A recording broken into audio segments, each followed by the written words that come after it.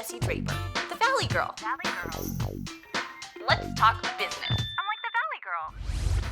Autumn Reeser is an American actress and co-founder of Move Lifestyle. You may know her from The OC, Entourage, No Ordinary Family, and Last Resort.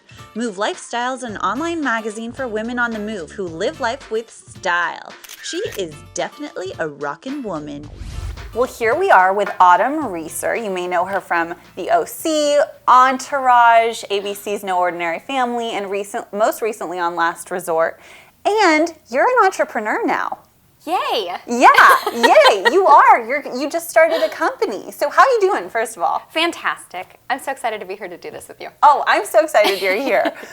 So tell me, okay, Move Lifestyle. Yeah. You started a company. Move Lifestyle it's a website for girls on the go. It's a lifestyle brand for working women. I felt like growing up, like I was always looking for fashion advice, style tips, how to behave sort of tips in this world of like wanting to be a city girl and a busy woman. And I didn't find a lot of tips out there for that type of lifestyle. I found a lot of like, here's how to decoupage an Easter egg. And I was like, I'm not gonna do that. But basically, I feel like our site is for women who don't have the time necessarily to craft. They're not building things out of popsicle sticks, you know? And so it's things that impact their lives. We have travel tips because our readers, you know, they travel a lot for work. We have cocktails because you need to wind down at the end of the day. Definitely. And basically, we're also going into the lives of working women with our column, our Girl Friday column, and we're learning from other women how they do it, how they seem to do it all, basically, and getting the nitty-gritty of how that really works.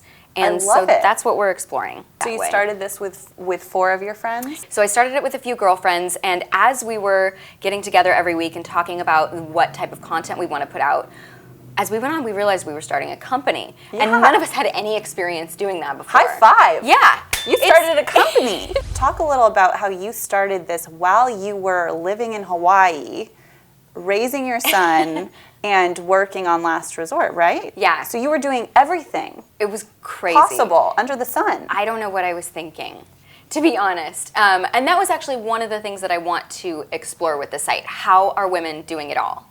How does that work? You know, like specifically, because I feel like so often women just say to each other, it just works out.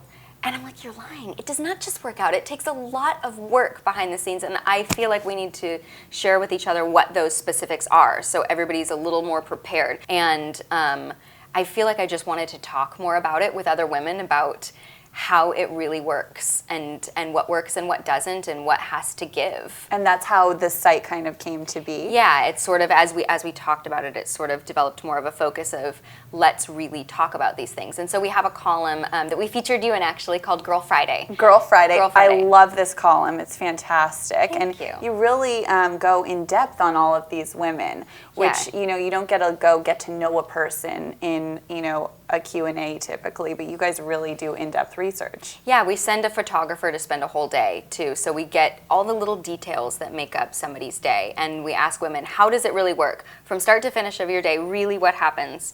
And I think that's something, you know, we can learn a lot from each other, and you and I are really part of this group of women that are into supporting each other and mentoring the younger generation and being less competitive than previous generations. But I think you can have it all. You just have to really take a long view and be a little more practical. Like maybe I can't, you know, have twins at the same time.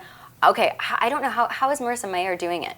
Oh, that blows my mind. No. I have no idea. That's got to be really, really, that's a lot of pressure. No, seriously, it's a ton of pressure. And she's been getting just torn apart in the media, actually, because of how she is, you know, because she went back to work so quickly. But, like, I don't think she should be blamed for that. Right, no. She's doing the best she can. She's running an enormous company. Exactly. And I'm sure she has a lot of help.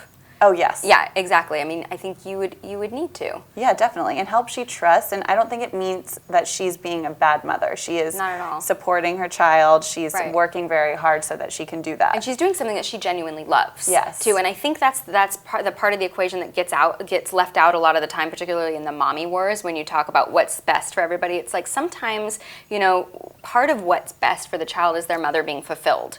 And their mother, you know, if whatever that is for you. Yeah. You know, that's really important to make time for that. If it's, you know, you want to go scrapbook, like, then you need to make time for that. Or if, like, your job really fulfills a part of you, then you should do that. So who are some of, you know, the women in business that you admire? I know you have on Move Lifestyle, you have really cute, you have a little panel, and I love it. It's a link to our Pinterest board. Yes. Yes, women who inspire.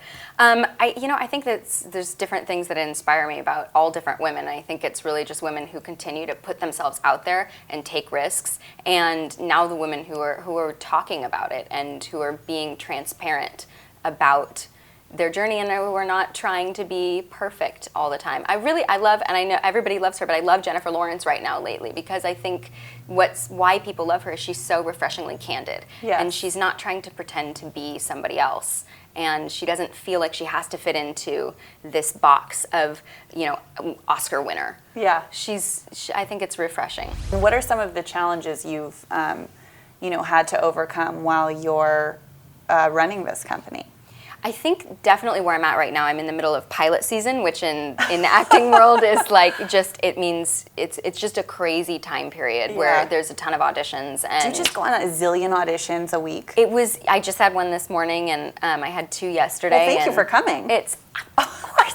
And it's very unpredictable. And I think that's been the hardest thing, where I'm like, okay, today I know I'm going to work on Move, and I'm going to do my posts, and I'm going to reach out to these PR people, and I've set the day aside. And then that was actually yesterday. And at about 1 o'clock, I got a call. They need to see you on this project tonight at 5:30.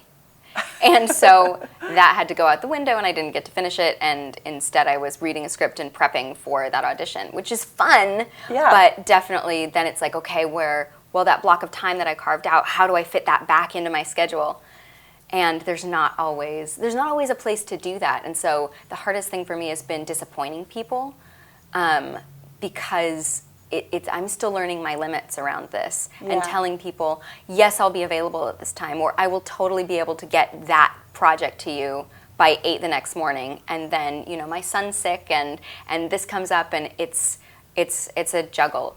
What was your first big break? What was like oh my God, the first thing that you felt like really propelled you in your career? Definitely the OC. Okay. Yeah, because great show, by the way. Thank you. I'm sure many of our viewers watch it or watched it. I love that show. I loved my character on that show, because I feel like it really got to involve a lot of who I am. Yes. And I don't know. It was a very fulfilling time period for me.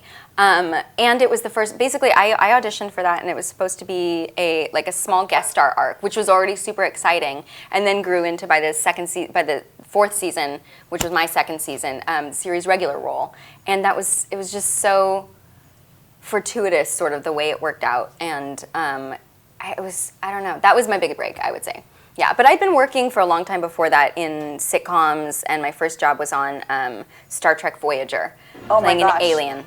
Oh. Yes. How did that go? I was a mute alien. Okay. With ritual scarification. Can you give us a little of that right now? It's a lot of that. Here's a blanket, 7 of 9. It was like that. That was good. But I did it without words. I see why they Watch, casted I'll do it without words. Right? Yeah.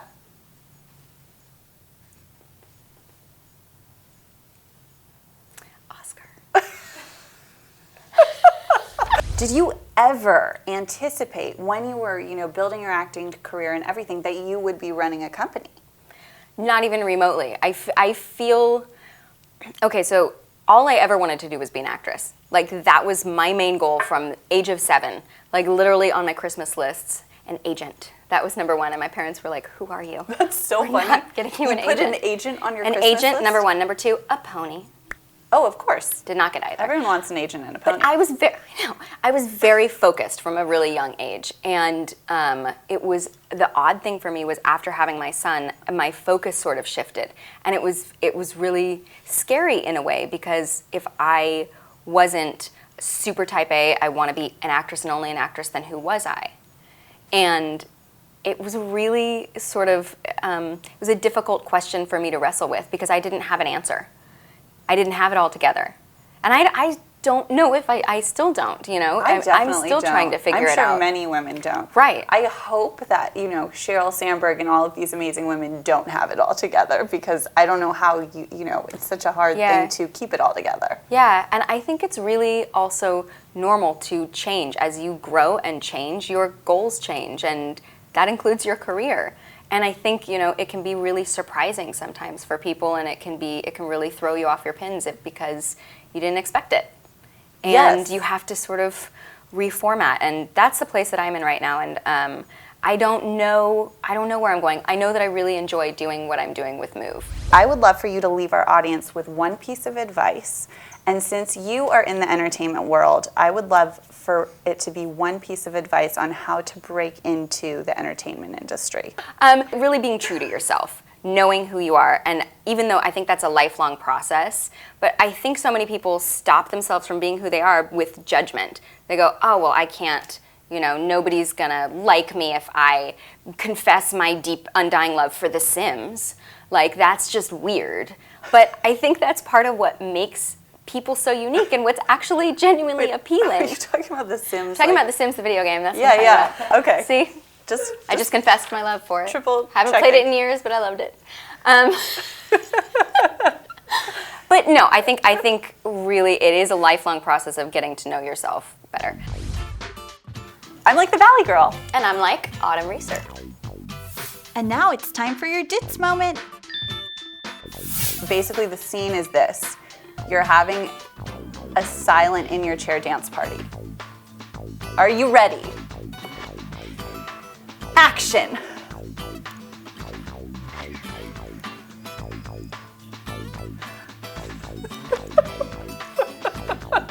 I'll join you. Well,